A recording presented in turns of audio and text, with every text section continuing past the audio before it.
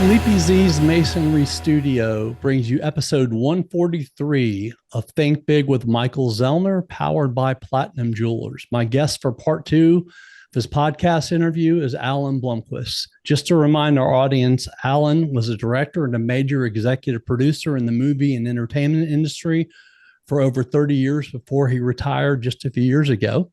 He graduated from the University of Michigan in the mid-70s, and Alan bet on himself, and he headed out to Hollywood.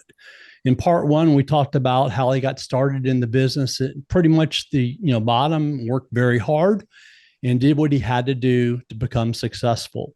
A few of the major motion pictures with A-list actors that we discussed, he was executive producer of, were Of Mice and Men, What's Eating Gilbert Grape, A Little Princess, The Cider House Rules, and the big 2000 hit with Johnny Depp, Chocolat. Today, we'll talk about some of the great things he worked on from 2000 on and what he's doing in retirement. Thanks for coming back on the show today, Alan. Michael, it's my pleasure. I like that line, bet on himself. Yeah, thank you. Very nice. Very nice. And it's very true because you definitely did. I remember when you told the story, you definitely bet on yourself going out there and taking that chance, and it worked out. But what's interesting is I didn't know that's what I was doing. We talked about this before, but it's like when you don't know what you don't know, it doesn't get in your way. Yeah, exactly. Right? Like, I just 6 months ago started a new business, a masonry business, and not knowing anything about the business. And, I just announced it to the world about 5 days ago on Facebook that, this is what I'm doing now. And my mattress store used to be called Sleepy Z's Mattresses. And now my masonry is Sleepy Z's Masonry because I'd branded it so well. A friend of mine said, you should use the same name. And then he said, your tagline could be, you'll rest easy while we're on the job. And I was like, okay, well, that fits. But I didn't know anything about masonry. And it's amazing when I just said, yeah, I know how to talk to people. And so, and then the first 6 months, I've learned a lot, and it's been a lot of fun. But you don't know what you don't know. Well, and also you cannot believe when people say, "Oh, I don't know if you can do that." Are you sure you can do that? And it's like I heard that from a lot of friends. I said, yeah, I will be able to do it, and so we're thankful. Or not. If you don't do it, you don't do it. But if you don't try, you don't know. And I'm having a lot of fun. I'm really. And I had the lucky, breaks that got me to keep moving along. Right. And so, yes, I certainly had setbacks and failures and things that didn't work. But overall, I just kept moving along and have enough success that I kept wanting to do more. Right. Exactly. And that's how I feel about, my new business too. I was like, all right, yes, you think big, but that's gotten you into trouble before because you tried to grow too quick, too soon. Right. So, thankfully I have, my sister sort of guiding me and saying, okay, you need to grow it slower. And so don't try to do much. The first year needs to be sort of a learning curve for you before you start trying to grow it. So that's what I'm doing. So, but I think that's true in any business. If you think too small, you don't grow. And if you think too big, you may get out over the cliff like the cartoon character. And then you realize there's no ground underneath you and you fall. So exactly. Now, I want to start off with an easy question for you. You've shared with me, some of the things, exciting things that you're doing now off air that, now that you're not working anymore because you don't have to, and we'll talk about those in a little bit. But what I want to ask you was, when you're in California at your home now, what is now a typical day like for you? Well, it's interesting. People say, well, what are you going to do when you retire? I jokingly say, I do all the things I said I would do if I had time. And so that's what I do. I travel. I've been 2 or 3 different big trips this year. It's October, right? I'm going to New York next weekend. A buddy of mine's having a 70th birthday party. He invited me. I said, yeah, I'll come for the weekend. Then he called me and goes, it's not that big a party. You don't have to come. I go, I know, but I can, and I'm going to. I went to Europe. I went to Canada. My son bicycled from Calgary to Vancouver. So I flew up to Banff and hung out with him for a couple of days because I can, right? So I travel, I read, I watch old movies, I do projects around my house. I visit with friends that I haven't had, time to see because I was busy working. And I seem to not have any trouble filling my days, right? And so at the end of the day and at the end of the week and at the end of the month, I go, okay, it was a successful month because I enjoyed myself. And, luckily I am financially in a situation that I don't have to um, stress and strain about that. And, Sure. so it's, I have a lot of friends who don't seem to be able to get off the treadmill, partly because they haven't set up themselves financially, but also I think a lot of people end up getting defined and um, the word I want, their existence is about what they do. And Right. I didn't want to be that person. So I was thinking about retiring when COVID came along. I was already auditioning it in my mind. And then that happened. And I realized I do not want to do this in these circumstances with zones and testing and all the things that came with the quarantines and the rules that the guilds put in place. So I said, I'm going to just step out and see what Right. happens. If it lasts for 3 months, maybe I'll go back.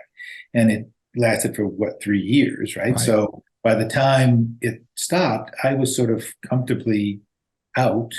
And the further you are from it, the further you are from it, right? That, you stop hustling, you stop making the connections, people forget that you're out there, you're not a kid anymore. Yeah. There's diversity issues that I was always struggling with at the end because, I'm in the wrong gender and, group for diversity. So it felt right. I never regretted it. I never said, gee, I wish I had done, and I always say, I made 40 some movies. Is my life going to be different if I did 41 or 42 or 45? Right. Not really. I mean, I loved it while I did it, and I loved it until I didn't. Do you find yourself waking up at the same time each day, or do you sleep in a little bit later than Oh, maybe? I definitely sleep in, and again, that's living the life that I couldn't live when I was working at other people's beck and call, right? Right. Now I get to stay up as late as I want and sleep as late as I want and take a nap in the afternoon if I want and read the books I want and not the scripts that somebody's telling me I have to read and, you know, travel where I want and stay as long as I want, you know. So That's awesome to be it's a able to do that. luxury and it's, I look at it as a luxury that I worked to earn. All my kids are, established and taken care of. So that's my biggest production. That's the thing I'm the proudest of is that, Absolutely. my daughter's a junior in college, but my older kids are, grown and gone and very successful. And, that's very fulfilling. That's awesome. When you were the executive producer for a film, what were the most important things you look for in a director, cast, crew, where you felt comfortable that it would be a successful project? I think we talked about this the last time we got together.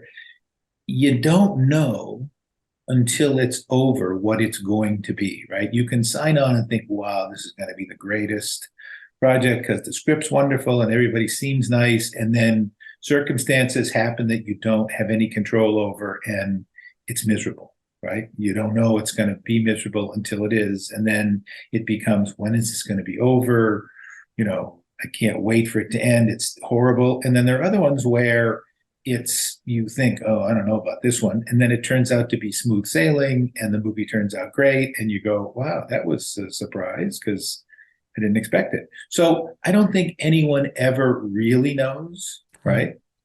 You learn over time for pointers that steer you away from stuff, right? If there's somebody whose reputation is that they're a screamer or they're a blamer or they don't finish the project on time and it's always somebody else's fault, you can try and avoid those if you can because it's no fun, to sort of be, when you're the line producer, which is what I was, you're often the person who does the work without the acknowledgement, right? But if something goes wrong, you're the first one they point to. It's Right. your fault, right? You should have, and maybe you could have, and maybe you can't. I mean, telling the director he has to go or she has to go faster or do it differently or sometimes works and sometimes doesn't. If the person is stubborn and has the power, there's not much you can do except ride the train and hope the track is there that you get to the end, Right. So what do I look for? I looked for projects that interested me, that I thought I'd want to go, movies I'd want to see, that I wanted to be involved in and would be proud of. Occasionally I took jobs just for the money or to stay in Los Angeles when I was raising kids. And, so you hold your nose and you do the movie and you kind of go, okay, so this is what it is. But generally I would try and find projects that I thought were interesting with filmmakers that I thought were talented. And then hiring a crew, I always say it's casting behind the camera. So you have to put together a team that can work well together.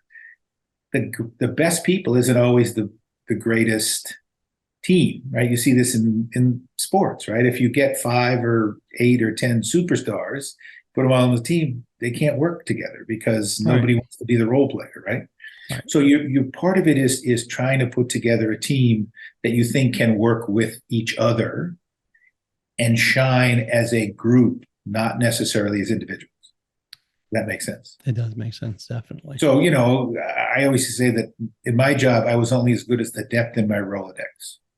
Because if I only had one person that I could call for any job and that person wasn't available, they got sick or they had another job or they were out of the country, what do I do, right? I have to have 2 or 3 or 4 people deep in every job. And then I have to try and mix and match those people with each other. Who's going to get along with this director? Who's a bit of a, big ego, and this director's a big ego. If I put them together, they're going to clash. Not a good idea. When you get calls from people, how come you didn't hire me? Well, I don't think you were a good match for this director. Oh, I get along with everybody. You don't, but sometimes people don't want to hear that. Sure.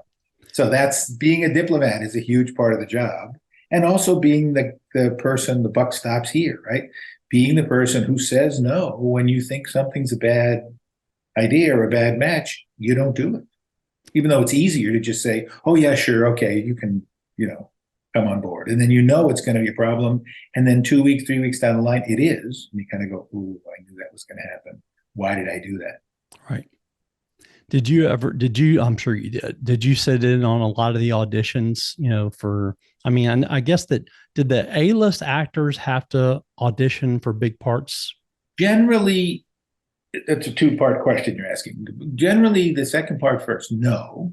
If somebody's a known commodity, they get offered the role because the studio or the director or the producer wants them. And so to make them come in and read or audition or whatever, it's like you're reducing the chances that they'll say yes. Sure. Sometimes they have what's called a meeting, right? Which is not a script reading. It's just the director and the actor get together and they have coffee or they just shoot the breeze to see if there's chemistry, to see if they get along in the room. And sometimes they don't. You have a meeting and then afterwards the director goes, I don't think so. Or the actor goes, I don't think so. And that's not what you can do. Forcing people together is a really bad idea because it's not going to go well 3 months down the road if they're already starting to have sparks or friction or whatever, right? Right. From the time...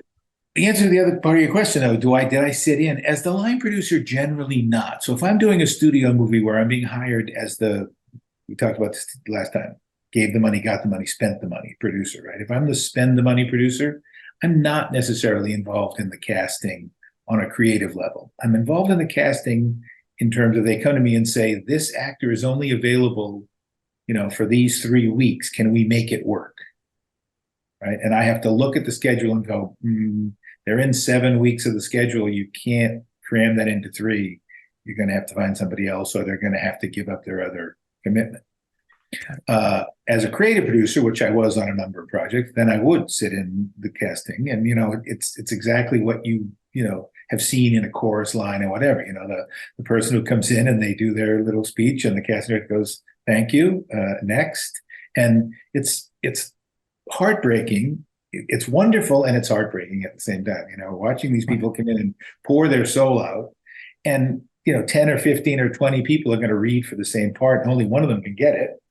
So that means 19 people are going to go home disappointed. That's tough, but it comes with the gig. And the other thing that's great is when you sit in the room and somebody comes in and just takes the role. you know, a woman who comes in and reads for a man's part, or somebody who's a different, size, shape, ethnicity than what's written on the page, and you kind of go, "Wow, I had no idea." There's a great story about Jane Lynch in 40-Year-Old Virgin, that part was originally written for a man, and Oh, wow. so when it happens, it's magic. You can, and literally somebody will walk out of the room, and everybody in the room turns to each other and goes, "Okay, they got the role, right?" We all Right. go, "Yeah, no question." And then you stop the process because you don't want to waste everybody else's time. So it's a fascinating, process to sit through, but it's also hard because you know that you're, disappointing a lot of people, Yeah. and you have to And get past that. you started really, I mean, in the late 70s when you got there at the very bottom, doing what you had to do to, get jobs and then, through the 2000s, there obviously were lots of, changes in all aspects of how we live today. In the movie business, how did you stay up to date with, new industry trends and developments, and how did you incorporate new technologies and techniques in your promotions, especially, in the 2000s when social media and the computers and all that stuff? Well, I think that when you're doing it, when you're in the active mainstream of making projects, whether it's television or commercials or movies or music videos or whatever, you pay attention to all the trends, and you read all the articles in all the trade papers, and you watch um, the social media trends, and you try and figure out, pick and choose what actually works overall, and certainly what works for you, right? Just because something is the trend doesn't mean you have to do it, right? Everybody starts using drones, and you get drone shots in movies that don't even belong there just because they can, or split screen, or whatever, these technologies that people find and then use to death, right? Right. So you want to stay current on the one hand, and you also want to do what works for the particular project you have, right? So visual effects was something that, when I first started, there was no such thing, right? I mean, it was an optic, if you did visual effects, it was an optical printer. It took months. It was like very slow and, tiresome. And then I did this giant movie, What Dreams May Come, with Robin Williams, which won an Academy Award for Best Visual Effects. And it was like half or three-quarters of the movie was a visual effect, and it was, early in the process. Now they do that stuff like falling off a log, but when we were doing it, it was very complex. And, so you figure out how to do it. One of the reasons I took that job was because I was fascinated to see how that worked. Right. And years later, when Los Ultra asked me to do a movie that was all visual effects, the studio wouldn't hire me because I didn't have enough visual effects credits to my name. And, that happens too. People get hired for what they do, right? If you do one, they want you to do them all, right? Right. And for those of us who are interested in learning, that I wanted to try different stuff. I wanted to do an action movie. I wanted to do a comedy. I wanted to do a drama. I wanted to do an effects movie, and you don't always get to choose that. So What, how do you keep up? You just pay attention is I guess is the answer that I would give you. what was Robin Williams like off camera? He was a fascinating guy, with one of the kindest, nicest guys I've ever worked with. But he was also interesting in that he was sort of on 90% of the time, including when the camera wasn't. He would entertain the crew. He would do shtick. If we were in the city and there was a crowd starting to gather, he would go off and entertain the crowd while the crew set up the next shot. And then they'd call him, and he'd like flip a switch, and he'd be back into character doing what he was supposed to do. It was also 10% of the time where he just sort of was very quiet and wanted to go out by himself and be left alone. And you learn to know when that time was, and people respected him and left him alone. So, I mean, he was a very intense, complicated guy, but he was relentlessly funny. I mean, he picked on everybody all the time about everything. So, I remember, yeah, I was a kid when Mork and Mindy came out, and you just knew watching him on that show as he was, I guess he probably was, in his 20s, that he Right. was going to end up being, a huge star one day, just Well, like through Tom Hanks. all those talk show appearances where he would just go off, do shtick, and you never knew what voice he was going to do or what accent he was going to do. Or, yeah, he was like that. The Blue Collar Comedy Tour was a groundbreaking series of comedy specials that featured Jeff Foxworthy, Larry the Cable Guy, Bill Engvall, and Ron White. The shows were, I think they were filmed in front of live audiences, and they showcased the comedians' unique perspectives on everyday life, relationships, and current events. And the specials were a huge hit with audiences and helped to launch the successful careers of those comedians. And I believe this started around 2003 with the documentary Blue Collar Comedy Tour, the movie. And you were the producer for this and a lot of other projects with them over the next 10 years or so that aired on places like HBO, TBS, and Comedy Central. Tell the audience about your relationship with those guys and how this got started and why you believe it was so successful. Well, we covered this the last time around at the end of our time together. I was a very unlikely candidate to be the producer of these movies or this Right. series or whatever you want to call it. But, we talked about this prior. Fortunate, happy accidents happen. And I happened to meet a guy who was their lawyer, and he thought that I should produce their movie. And, I didn't know who they were, and I'm the wrong political party and the wrong demographic and the wrong, I'm from New England and whatever. But I realized after looking at, the situation this is 1999, I think, or 98 when I first got approached. I realized they were wildly popular in a segment of the audience that I didn't know, right? The country audience, as it was referred to at the time. And Foxworthy hadn't been on TV in 10 years, and he was still selling tons of merch at Walmart. And, they were the number one comedy act live at the time. They were the number 3 act in the country. There was Billy Joel, Elton John, and Blue Collar Comedy were the 3 Wow. highest grossing live acts on the road in 1999. So I thought, you know what, there's something here. We should try and do this. And so I went out and spent 2 years trying to convince somebody to finance it. Nobody wanted it. They told me the country audience doesn't go to the movies and, whatever.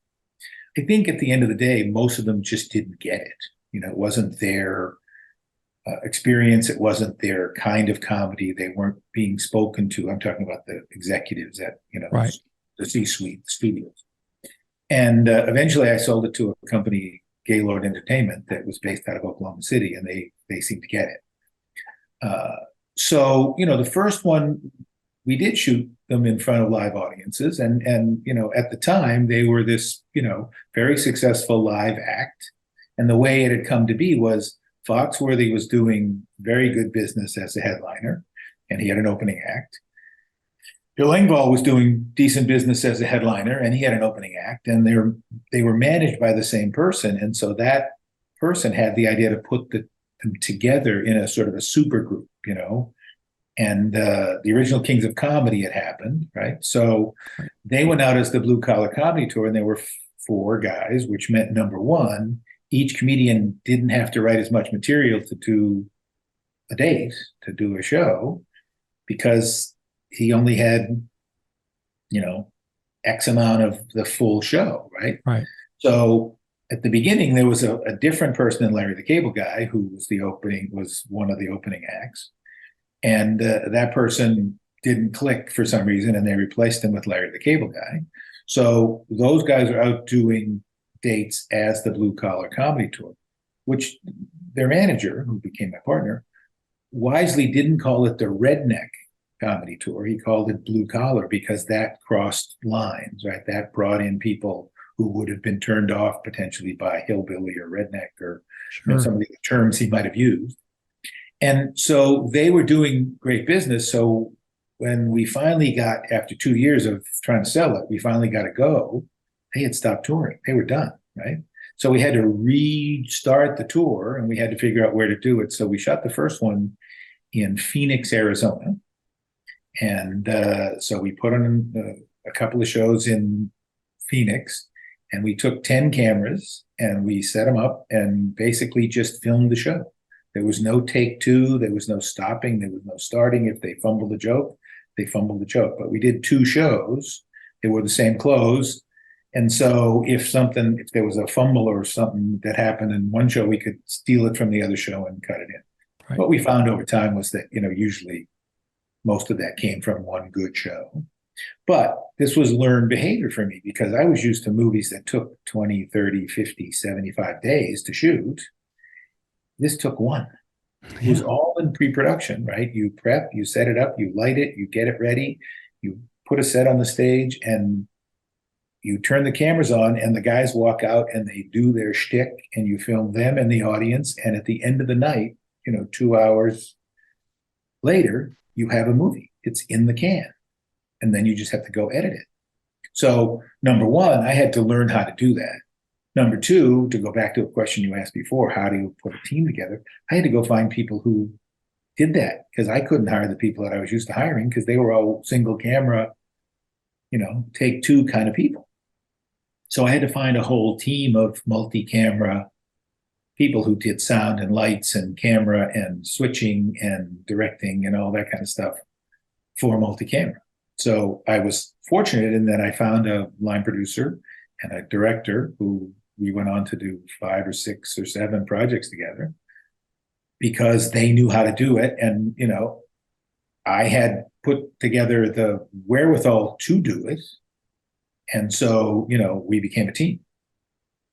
It must have been a lot of fun. I mean, yeah, you were there, I'm sure, for obviously most of all that and watching the comedians. And even though, it's like you watch a television show like Seinfeld or like you and I talked about off there, Sanford and Son, which I hadn't watched in years, and just start laughing my butt off. But I'm sure that, just it entertained you also. I mean, because, the jokes. There's no question. But what was interesting for me, being selfish about it, was when you do it as long as I did it, it gets to be very routine, right? It's another movie. You have to get hotel rooms and equipment and trucks and parking and a crew and a caterer and, all the things, permits and all the things that go into making a movie. Fine. And it's the job and you do it.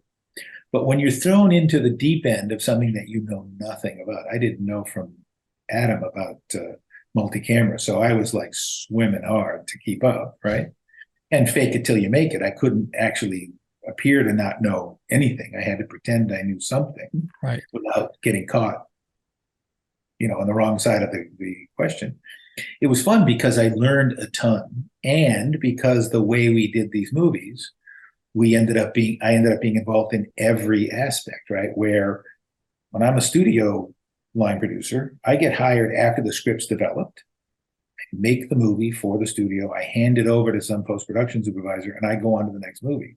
So I don't do the post-production. I don't do the distribution. I don't do the, getting into theaters and all that. Because I was an owner, a partner in the process, I was involved in those projects from inception to selling them, to making them, to post-producing them, to distributing them, to tracking the sales and the DVD, sales. I remember going into I think it was the Tower Records in Memphis when I was doing Walk the Line, and the first blue collar movie had come out, and I would go in every week and try and count how many DVDs were on the shelf and how many had they sold since the last time I was in there. It was like ridiculous because it's one store right in one city. But, I was invested is the point I'm making. And so it was great fun for me because I was learning so much. 10 years on, I had done it enough times that it became routine again. But when I first did it, it was fascinating because I had no idea how to do 10 cameras. Did you ever have any of it was done? At the end of the night, it was like, that's it. How the movie's done? Yeah, let's go cut it.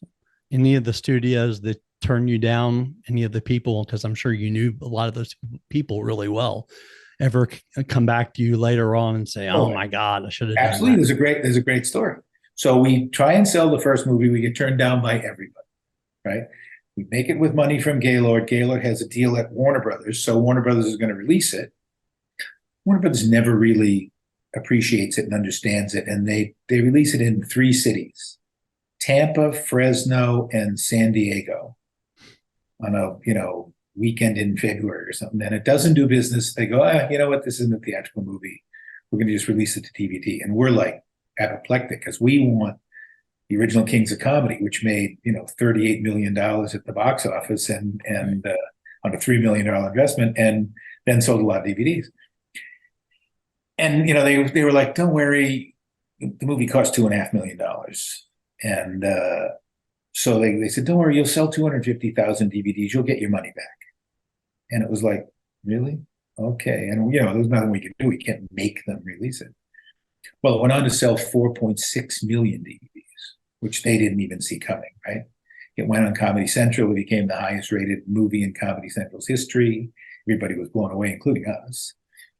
We all thought that Comedy Central was urban and maybe even black, but it had a huge audience in the Midwest and the South and the red parts of the country. And so that was our machine. That was what sold the movie, was having it on Comedy Central. So now we're going to do a sequel. And so we went to Comedy Central and pre-sold them the rights to make the movie for $2 million. And now we have the money to make it. We don't need anybody, right? And every single studio that turned us down came calling for the right to distribute the second movie, including Warner Brothers, Right. And so we basically played them one against the other, and we ended up getting a 5-picture deal offer from Fox. And then Paramount stepped in and offered us 6 pictures and a development deal. They would give us money every month, to develop movies for the guys. And so we ended up at Paramount to release the second and third movie. So in answer to your question, yes. And it was very satisfying to be able to say to people, "Wait, I thought you said this wouldn't work. I thought you said the country audience wouldn't go to the movies." "Oh, well, So, yeah. But you can't afford to totally piss them off, because at a certain point, you want them to distribute your movie. So secretly, it was much more satisfying than it was. Yeah, that had to be a great feeling for you. Mm-hmm. So so the first movie sold 4.6 million DVDs. The second one sold 3.5 million. The third one, Blue Collar Comedy, One for the Road, I think sold 1.7 million. So over time, it started to wane, right? But that's 10 million DVDs among the 3 titles. And then eventually we did a movie, television special called Them Idiots World Tour, WHIRLED, World Tour, that didn't involve Ron White, because Ron had left the group by then. So it was just the 3 guys. And we had another comic that their manager represented, Reno Collier, who served as the MC. But it was basically 3 of the 4 comedians. Were you a Johnny Cash fan, or are you Johnny Cash? I certainly was, and I continue to be. And we talked about this earlier. Well, how do you choose projects? Well, that was one of the things that was compelling. And then I'd had that experience that we talked about before, where I was going to shoot Everybody's All-American in Memphis and didn't. We ended up moving the company to Baton Rouge.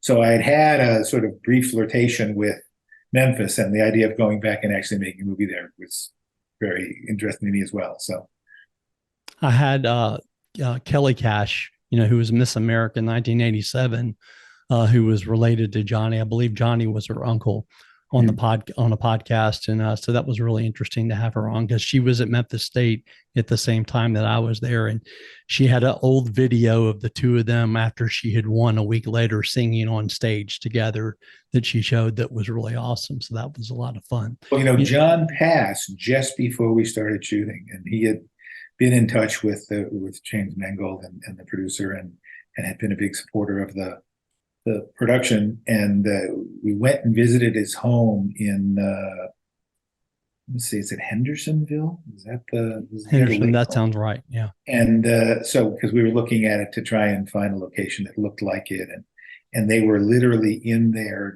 sort of tagging things for who was going to get what, artifact, what. I don't know if I told you this last time or not. The house that you guys used in the movie it was the corner of Perkins Road and Perkins Cove when Johnny Cash, I think when they first got married, That is the actual house that my mom grew up in the 50s and Oh, that's 60s. funny. Well, the way that works is there's a location scout and a location manager, and they, go out and blanket the area and find possibilities. And sometimes it's the real place, and sometimes it's not, and sometimes it's a look-alike, and sometimes they just chuck what the original looked like because it was too small or too this or too that. And you discover all kinds of fascinating things when you do that. We shot in Diess where John grew up, but we couldn't shoot in Sun Records because Sun Records is open 365 days a year as a tourist attraction. Right. So we ended up recreating it in an empty storefront on Main Street because they were not going to shut down their tours to let us film there. And it's Right. tiny anyway. I'm sure you've been in it, but it's Yeah. a very tiny place. And we discovered things like in Arkansas, we found some guy who collected gas station memorabilia. I mean, he had warehouses full of, Flying A and SO and whatever gas station signs, whatever. And he had a full size recreation of a 1950s gas station where we shot a scene where the bus stops and they get out and they're, fueling up and they have it, because creating it ourselves would have been so expensive. This guy was willing to just rent it to us for, a reasonable sum. And It was perfect. It was actually 100% period correct. How do you find that stuff? This I'm collective, right? Right. I'm driving around one day just, exploring Memphis, and I'm driving out on what's the island? Mud Island? No, no, no. There's an industrial island that has like welding shops and scrap yards, and I forget what it's called, but it's down right on the river. Okay. I know what you're talking about. I forget the name of it though. Yeah, I do. and I'm driving along, and I drive past this place, and I do a double take, and I stop, and I turn my car on, and I go back, and in this welding shop yard, there's a huge period bus. And we've been talking about having to bring in a bus for the tour on camera from California. We're going to have to ship it in. We're going to have to restore it. We're going to have to ship it back to California. So I pull in and I talk to the guy who's working there. I go, I have a question. You guys own that bus? Oh, no, it belongs to so-and-so. He just parks it here. Can I get so-and-so's name and phone number? Sure. Right. I call the guy up. I go, hi.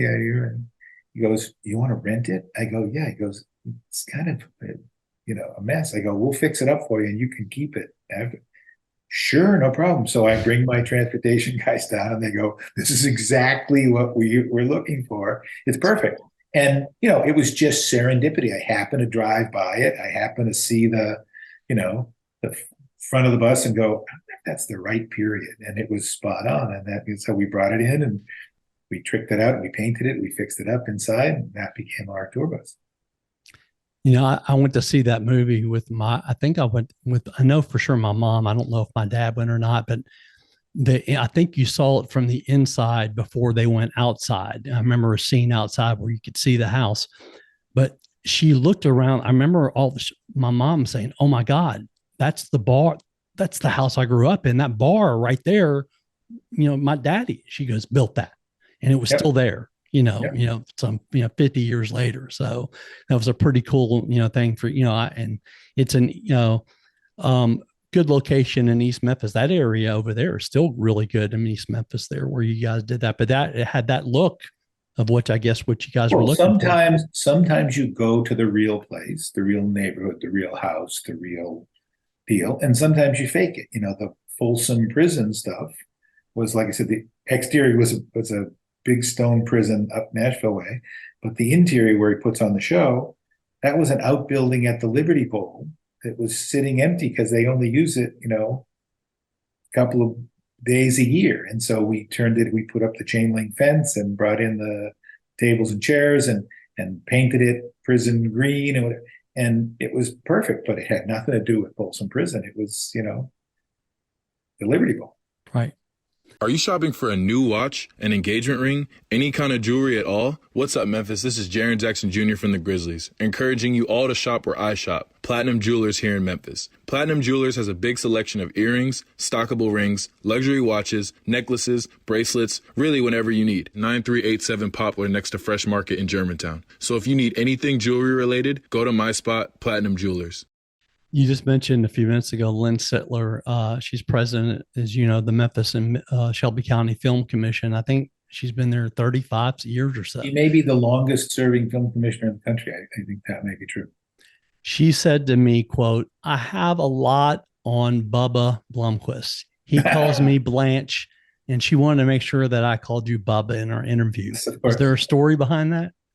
No, just, when you work with somebody closely, you get a rapport and a repartee that goes into doing the job and not being as formal as, yes, Miss Sittler, yes, Mr. Blomquist, whatever And so when we go all the way back to, I think I told you the story, leaving her at the altar on the first movie that she landed, which was Everybody's All-American, and then we left. And so there was always that,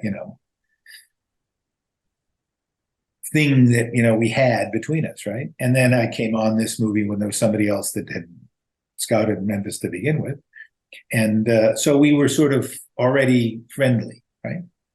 And I would tease her about being a Southern belle and being a former TV reporter and a personality, and and then because I had done Blue Collar, she would tease me about, oh, you've become a Bubba.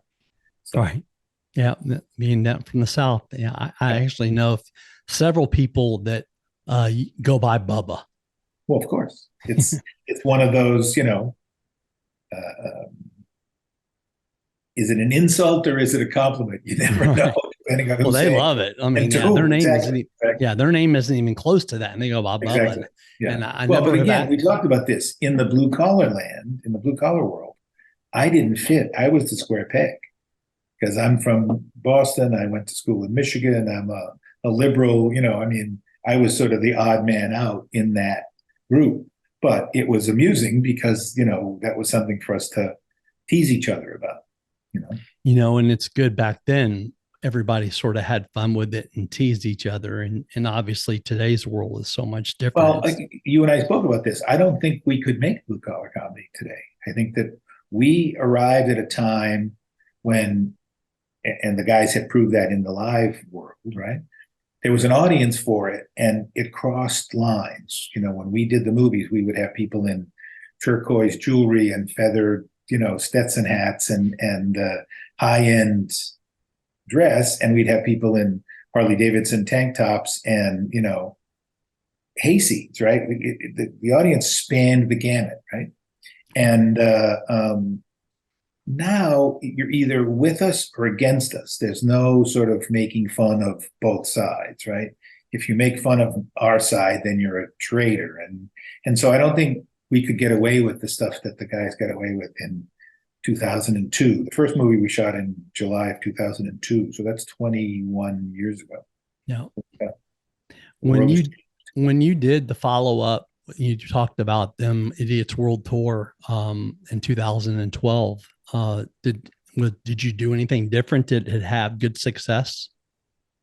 Well, it was different because, again, the first one, we wanted to emulate Original Kings of Comedy. We wanted it to be a theatrical movie.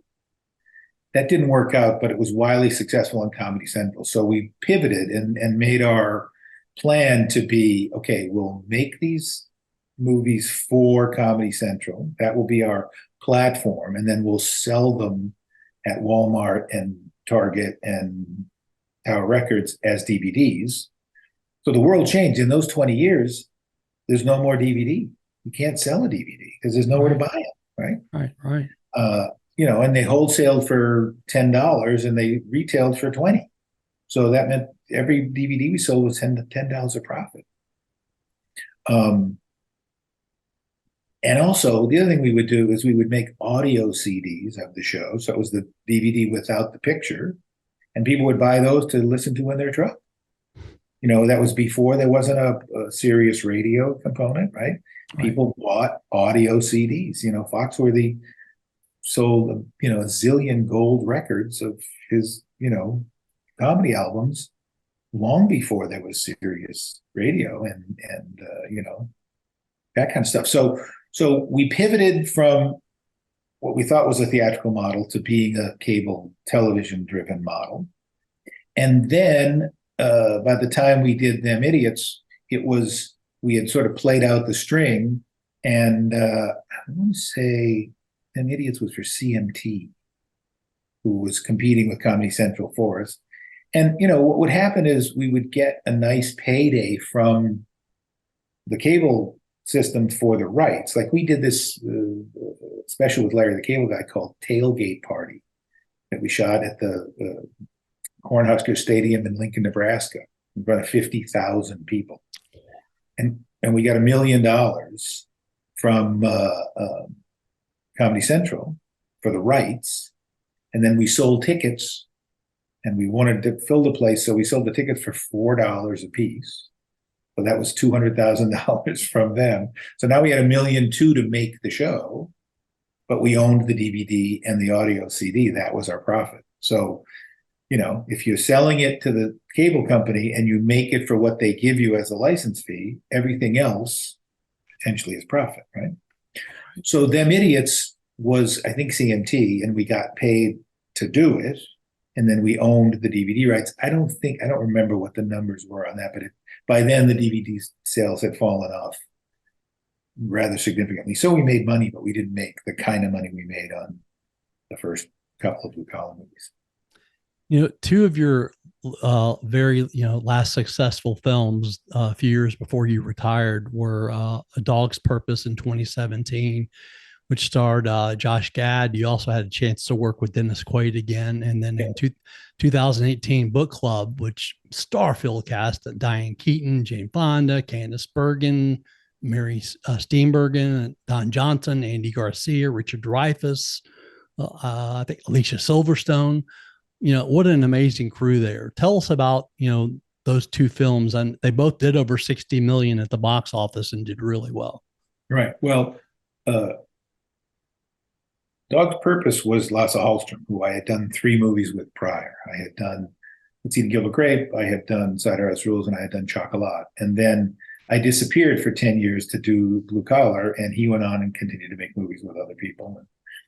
And then for whatever reason, our paths reconnected, and he called me up and asked me if I would be interested in doing this movie. It was like, I would do anything with him. I would film the phone book with him because he was such a treat to work with. And so, the studio was Amblin. It was Steven Spielberg's company. And they had researched it, and they wanted to shoot the movie in Winnipeg, Canada. And it was like, okay.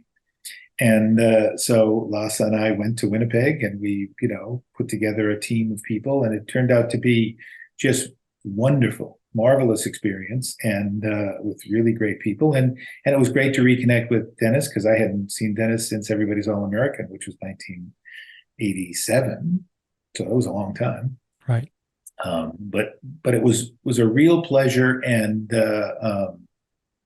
it's basically, if you've seen the movie, it's almost 4 movies, right? Because it's a time story about how dogs are reincarnated, for lack of a better term, in other lives, but the same soul.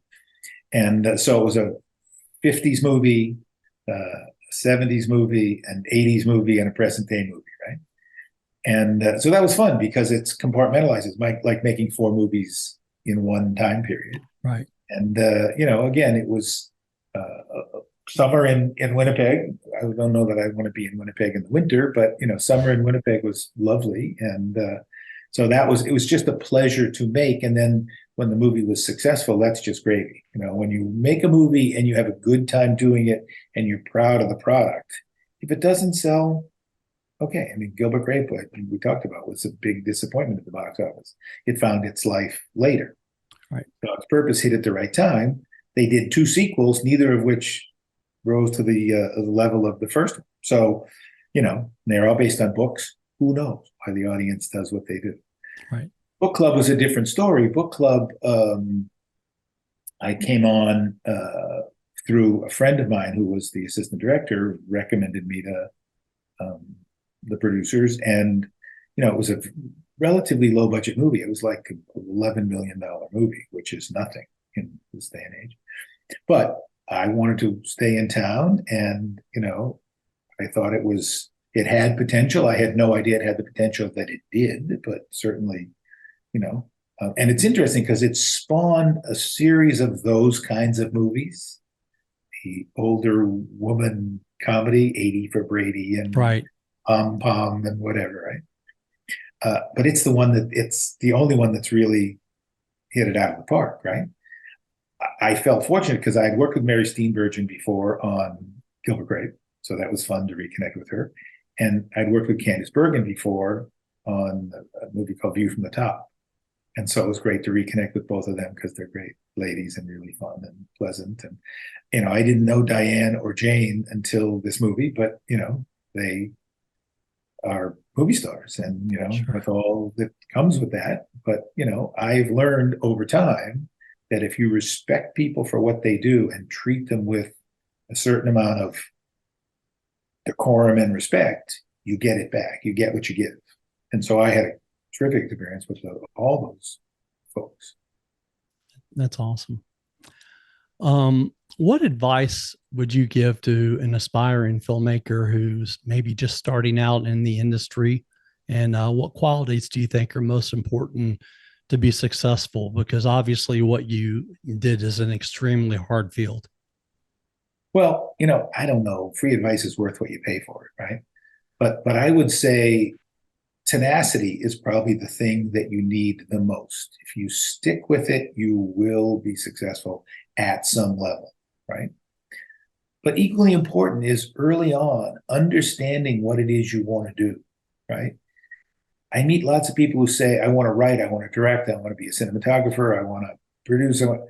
You can't do everything. This is a business of hierarchies, right? You're what people meet you as, and moving up inside the hierarchy is completely possible, but not when you jump around. So if you decide, and we talked about this before, I started as a grip and I had to sort of go back down if it's chutes and ladders, right? I had to go back down to the beginning to start over again because you can't move laterally, right? If you're the head of your department and you want to go to a different department, you don't get to be the head of that department. You got to go back and apprentice and start over again. So I think that's the biggest mistake I see people make early on, is that they can't decide what they want to do. And so they, dither around for 3, 4, 5 years trying different things. And you don't get credit for that time spent because it doesn't add up, right? If you'd spent 5 years doing one job, you'd be 5 years on and you'd be way up in the hierarchy. But if you do 5 years in 5 different crafts, it's like you're a beginner in year 6. And people don't understand that. They're not willing to step back and look at it. I would say it's like an organizational chart, right? At the very top is the studio, right? And then there's the director and the producer, and they're sort of like co-equals. And then a bunch of people work for the producer and a bunch of people work for the director. And occasionally you work for both, but usually it's one or the other. And you follow that stream down. It's like, there's a costume designer, there's an assistant costume designer, there's a set costumer, there's a head of department, there's a seamstress, there's a and if you end up at the beginning of that, you can work your way up and become a costume designer if that's what you want. But if you spend 5 years in the costume department and then you decide you want to be in camera, you don't get to go over and be a DP. Right. You got to start over again and be a second AC and then a first AC and then an operator. And it's hard because a lot of people don't have, it's not just tenacity, it's also longevity. They don't have the wherewithal, the gumption, the stick-to-itiveness, whatever the terms are, to do it long enough to be successful.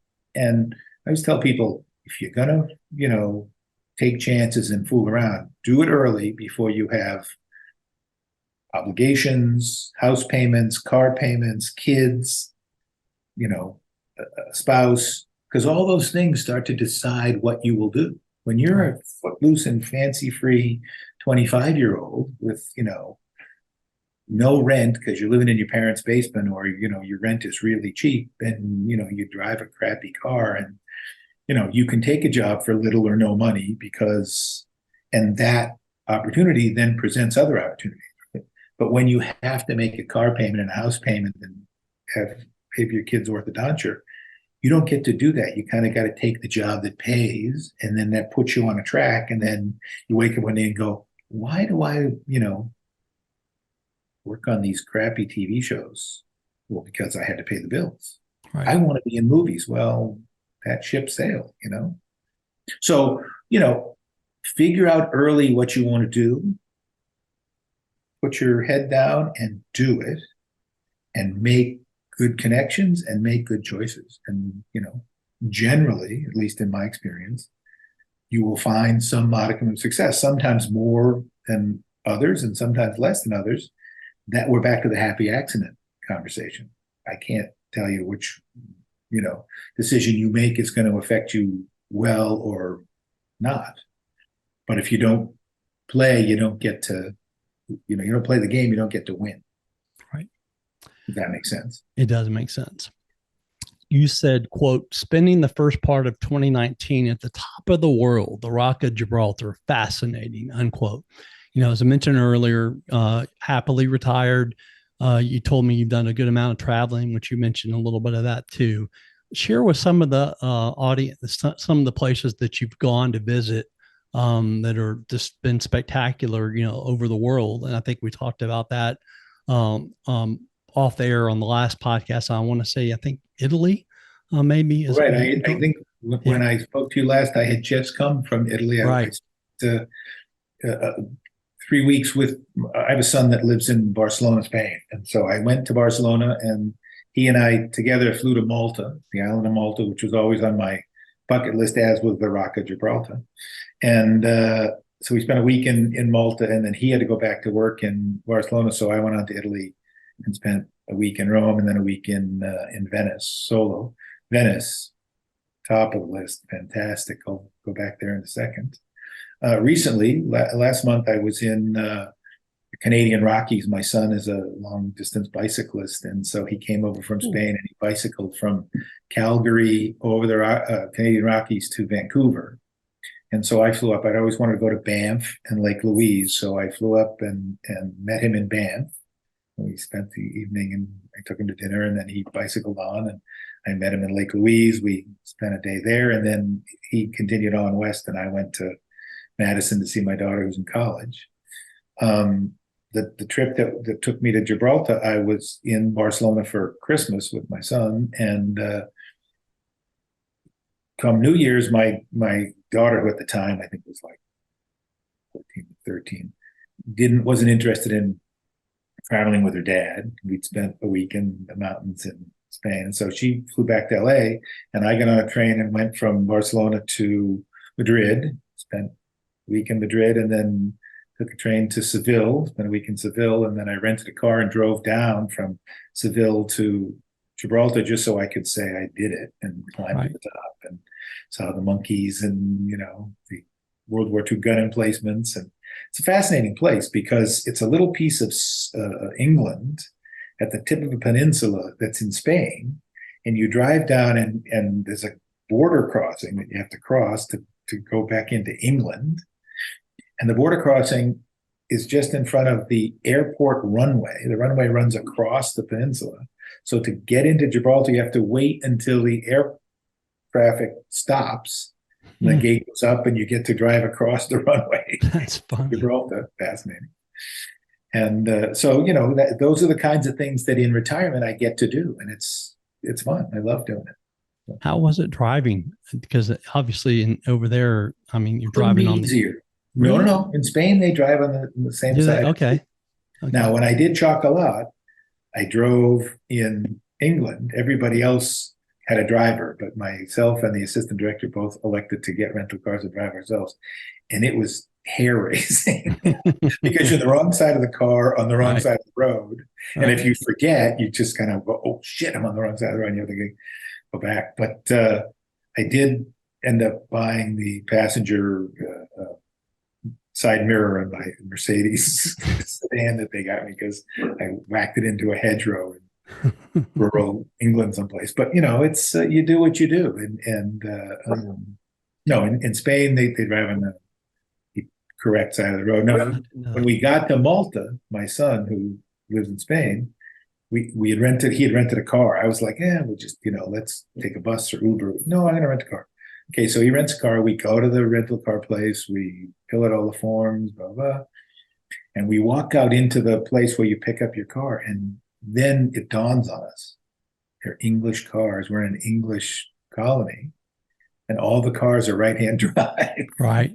We look at each other. And I go, he goes, yeah, well, I guess we'll have to figure it out. And so we did. He drove. I didn't drive. But, you do what you have to do when you have to do it. Yeah. In talking about your father, who unfortunately passed away at the end of 2017, you said, quote, sad to report the passing of my father, Robert C. Bob Blomquist, on Tuesday at age 92. He lived a very full life. He was a World War II and Korean War vet. He attended the A-bomb tests at Bikini Atoll in 1945. He was the fire chief and commissioner of public safety in Arlington, Massachusetts. And in retirement, the mayor of Juno Beach, Florida. He was a husband, father, grandfather. He will be missed, unquote. Sounds like he definitely led a full and complete long life. Tell us a little bit more about your father, Bob, and how he helped maybe shape your life in certain ways. Well, he was an interesting guy. He was a Depression kid. He was born in 1925. So he grew up during the Depression. He saw his parents lose their house, and I think that affected him tremendously. And he tried to join the Navy in 1942, right after Pearl Harbor, but he was 16. So he forged papers and joined the Navy, and then they caught him, and they sent him back. And so he had to wait until he turned, I think it was 17 that he had to be to sign up. So he signed up and he went into the Navy, and he was on a cruiser called the USS Salt Lake City, and he served in the South Pacific, and came back and joined the fire department. And then during Korea, they called him back because he was probably in the Navy Reserve.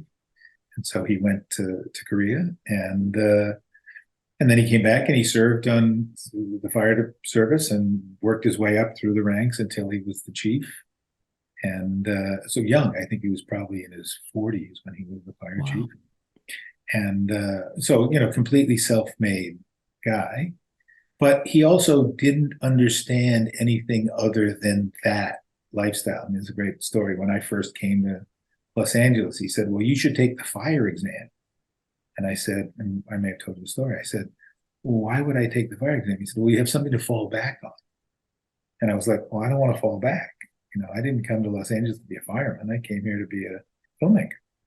And, so 40 years on, right, I'm a very successful producer, but he never understood the idea that I was freelance.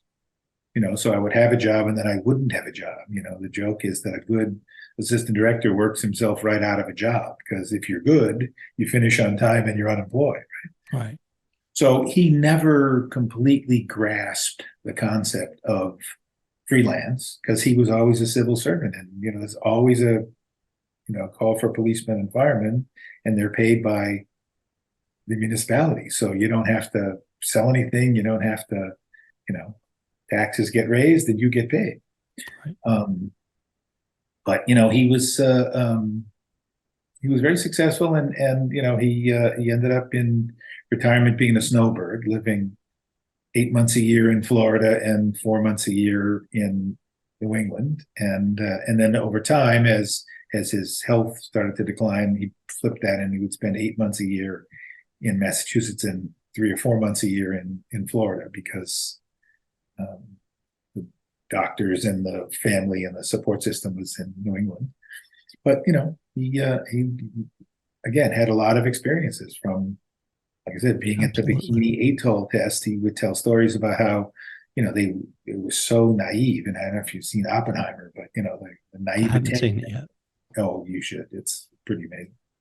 the naivete they had around atomic power at that time. So they're on a ship that's like 2 or 3 miles away. They ring the atoll with these ships that they put at anchor. They're scrap ships that they don't want anymore. And they set off the bomb to see what will happen to the ships. What effect will it have? Because they've only done it twice. They've done it in Hiroshima and Nagasaki, but they want to try and figure out what the effect is, to naval vessels. And they do things like they put pigs and chickens and animals on these ships to sort of see what the effect is. And then the next day, they take these sailors and they take them on boats and they walk around on these irradiated ships, taking notes about, there's this damage and these, pigs are dead and these pigs are alive. And it's like, what the? And, he lived to 92. It didn't, he was irradiated clearly, but it didn't affect him. I'm sure lots of people were, but not amazing. Yeah. So as a life experience, that's pretty fascinating. Yes, it is. And again, as a 17, 18-year-old kid to be shipped to the South Pacific and, live on a cruiser, life experience, amazing. Yeah, I couldn't even imagine that today. Mm-hmm. On September 7th, 2021, you said, quote, Annika turned 19 on Sunday. So proud of her as she has become a Wisconsin Badger. Happy birthday, beautiful. Love you, unquote. Share with us a little bit more about this now. I guess she's now a beautiful 21-year-old. Yeah, she just turned 21. When I left my son in Banff, I flew to Madison to celebrate her 21st. So yeah, she's a junior. She's getting ready to go to Copenhagen for her semester abroad in January, and she's living a great life in Madison, Wisconsin. She loves it. She's a California kid who's never once complained about the winter. I was sure that was going to be because they get serious winter in Wisconsin. Right. She loves it. And you mentioned, how many other kids do you have? I have 3 altogether. I have my son, Sam, who lives in Barcelona. I have a transgender daughter, Stella, who lives in Oakland, California, and Annika, who is in Wisconsin. Who knows where she'll end up, but she's in Wisconsin for. How did you pick Wisconsin? She decided that she wanted to study sustainable agriculture. And so she applied to, I think, 10 or so schools, ag schools, Michigan State, Texas A&M, Cornell, Wisconsin, UC Davis. And she got into like 8 of the 10 places she applied to. And, it's a wealth of riches, right? Where do you decide? So she ended up whittling it down to UC Davis and Madison were the 2 that she was interested in. So she visited them both. And, Madison was compelling. I don't know if you've been, but it's a beautiful place. It's the state capital. The campus is built around these 2 lakes. It's just gorgeous. And, it's a great school. So, my attitude was, if you make good decisions early on in terms of the possibilities, and whoever says yes, those are going to be good places. And if she'd gone to one of the other places, she'd have a different set of experiences, but they would have been good too. Right. So, And it's good she got away instead of being in California. She got to I'm a big believer in that. That's one of my personal things, is that college is an opportunity to learn, but it's also an opportunity to experience, right? So I grew up in New England. There's 10 or 12 great colleges in Boston, but, I went to Michigan. And so I got to live with people who had a different set of values than New Englanders. Midwesterners are slightly different, right? Yep. And I think that my son Sam went to the University of British Columbia in Vancouver and ended up in Spain. And my daughter Estella went to Wesleyan in Connecticut and ended up in Oakland. And now Annika's at Wisconsin. So, I think that having a life experience when you're that age is very valuable, because it tells you what's interesting about where you grew up. You don't take it for granted in the same way. And maybe you go back because you miss it and you want all the things that it had, or maybe you move on from it, Right. Well, that's awesome. Sounds like you have a wonderful family. I'm very lucky. Yeah. And I always say that they're my greatest productions. All the movies I've made, all the productions I've done, they're the best. And have a good relationship with them too, because that's not always the case. To have it with all three of them is it's wonderful. Well, I think it's important. I did not have the best relationship with my father for a long time because he was sort of my way or the highway kind of guy. He was that, Great Depression, World War II generation, and he was a little tough. And I didn't want that relationship with my kids. And so I try to meet them where they are and accept them for who they are, even if I don't agree with them. Right. So my older daughter is very politically active and out there, and I don't agree with her about a lot of stuff, but we've agreed that we just won't, go into the depths of arguing about it. Right. She accepts the fact that I'm who I am. I accept the fact that she's who she is. And I had the same issue with the blue collar guys. I was never going to convince them to be, for gun control and abortion and, all the things but we agreed early on, we're not going to talk about politics. We're going to talk about comedy and we're going to talk about business. And I'm going to accept who you are and you're going to accept who I am.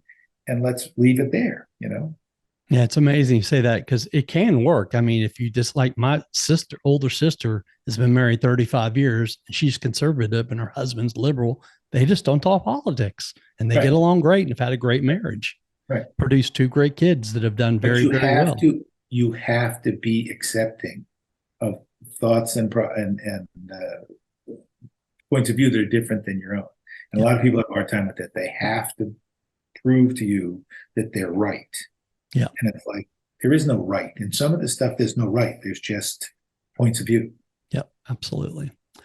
Once again, I'd like to thank the sponsor for Think Big with Michael Zellner, Platinum Jewelers. They're located at 9387 Poplar Avenue in Germantown on the southeast corner of Poplar and Johnson Road. If you go in there, owner Preston Hudson and his staff, they have a beautiful array of jewelry and they take really good care of you. Alan, you're a really super nice man. I know you're friends with, my fellow Memphian, John Elkington, who I had on earlier this year, but you responded on Facebook, to a stranger asking you to come on a podcast that you never met before. And you immediately said yes, gave me your phone number, email address. And there's not a lot of people that would do that, especially, as successful as you've been and what you've done. So, really loved researching your exciting life and your career. And I've seen so many of the movies that you've done. I've really enjoyed talking to you and hearing these great stories. So I really want to thank you for coming back on again today. My pleasure, Michael. And when you reach out and you say John Elkington, that opens a lot of doors, because we talked about this. When you do what I do, as long as I've done it, you go into the world and you meet a lot of people and you bounce off people and you stick to certain ones and you never know why or how it's going to happen. And John was one of those people. I just kind of, I was introduced to him. He was kind enough to say, yes, I have this empty space above, what was the name of I can't think of the bar that it was Alfred's. Maybe it was it had been a radio station and it was closed. It had gone out of business. And so It was an entire second floor suite of offices that was just sitting empty and he hadn't rented it out. And so he was willing to give it to us rent free as, part of Lynn's sort of, how can I give you money without giving you money? Because the state was going to allocate money. And I might never have seen him again, except we just, we started talking, we clicked. He, asked me to see if I could help his son Fletcher, who was interested in the movie business. And, and so you make a connection with somebody and now it's 20 some years later, 30 years later, and we're still friends. We talk, a couple of times a year. And so using that as the way in to say to me, John suggested that. It's like, yeah, sure, of course. That's a get out of jail free card as far as I'm concerned. That gives you credibility that you might not have gotten. I get weird emails every now and again from people who want to sell me a script or want to, and you want to be kind, but sometimes those are like Chinese finger traps you can't get out. It's like, somebody doesn't want to hear no for an answer and then they get upset when you don't want to be involved in their project. But dropping someone's name who you trust and who has, credibility, it's like, oh yeah, okay, if John thinks this guy's okay, then he's probably okay. I may have called John and said, okay, what's this? Right. Who's Michael Zellner and what's his story? He's But super nice too. He called me a couple months ago and invited me down to hear the guy who won Memphis Mayor, Paul Young, speak at Penny's Nitty Gritty downtown. And he wanted me to come down to introduce me to a bunch of people. And he was everybody he introduced me to, he would say, this is Michael Zellner. He has the best podcast in Memphis. And it was just so nice. Just out of the blue. You're in a business like I was, where it's about relationships, right? Yep. If you can't get to someone, you can't get them on your podcast, right? So it's all about, it's not what my father used to say, it's not what you know, it's who you know, right? And so John told you, I have this saying, 50 friends have 50 friends. Well, that's very true in my job as a producer. And it's certainly true for you, because you have to get to people that you're interested in. And so you have to be able to call somebody and say, do you know so-and-so? Well, no, but I know so-and-so who knows them. And I'll call them and they'll introduce you.